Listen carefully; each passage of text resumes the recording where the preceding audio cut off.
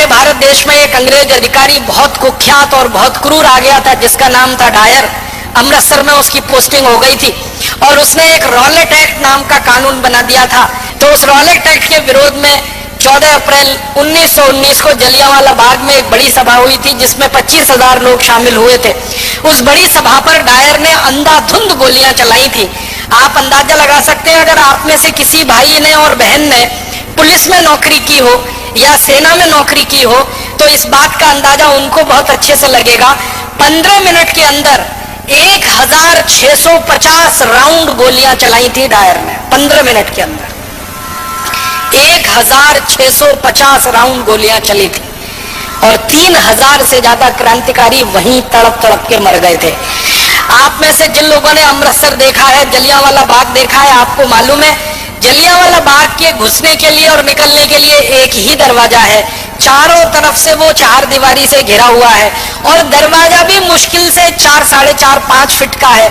उस दरवाजे पर डायर ने तोप लगा दी थी आके, ताकि कोई निकल के भागने ना पाए। और जलियांवाला बाग में एक कुआं है, बल्कि 2 कुएं हैं, अंधे कुएं के रूप में जाने जाते हैं। अंधाधुंध जब 1650 राउंड 1650 राउंड गोलियां चली, तो जो गोलियों के शिकार हुए वो तो वहीं पे शहीद हो गए।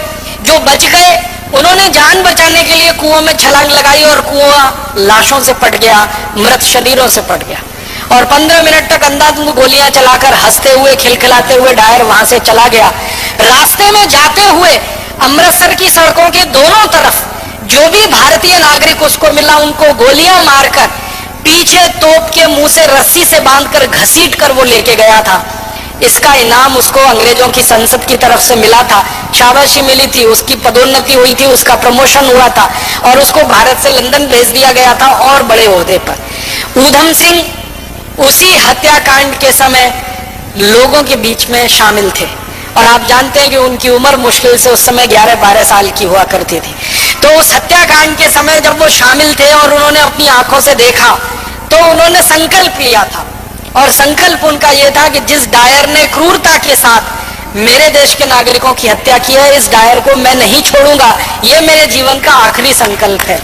और इस संकल्प को पूरा करने के लिए आपको एक बात और मालूम है शहीद आजम ऊधम सिंह की, कि घर से एकदम गरीब थे, माता पिता का साया उठ चुका था, अनाथ आश्रम में बड़े हुए थे पलकर। माता पिता साथ में नहीं थे, दोनों मर चुके थे। बड़े भाई थे, उनकी मृत्यु हो चुकी थी किसी बीमारी से।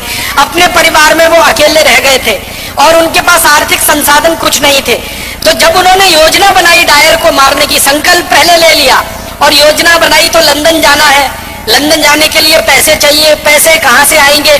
तो उन्होंने तय किया कि मैं किसी के सामने हाथ फैलाऊं, उससे अच्छा है मैं मेहनत मजदूरी करके पैसे कमाऊं। तो उन्होंने कारपेंटरी का काम सीखा, ये लकड़ी का काम जिसको हम कहते हैं, और लकड़ी का काम करते करते इतने पैसे जमा किए कि अमेरिका गए, फिर अमेरिका से लंदन पहुंच गए। लंदन पहुंच के फिर एक होटल में काम किया पानी पिलाने का, ताकि कुछ पैसे इकट्ठे हों और बंदूक खरीदी जा सके, पिस्तौल खरीदी जा सके। और ये सब काम करते करते शहीद आजम ऊधम सिंह को आप जानते हैं 21 साल लग गए।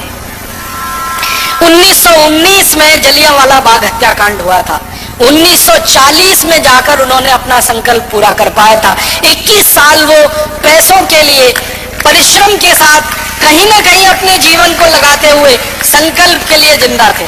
21 साल के बाद 1940 में किंगस्टन एक जगह है लंदन में, किंगस्टन पैलेस, वहां पर जब डायर का एक बड़ा कार्यक्रम हो रहा था और उसको मालाएं पहनाई जा रही थी और उसका सम्मान किया जा रहा था, उस कार्यक्रम में ऊधम सिंह पहुंचे थे और अपनी जेब से रिवॉल्वर निकालकर तड़ातड़ 3 गोलियां मारी थी।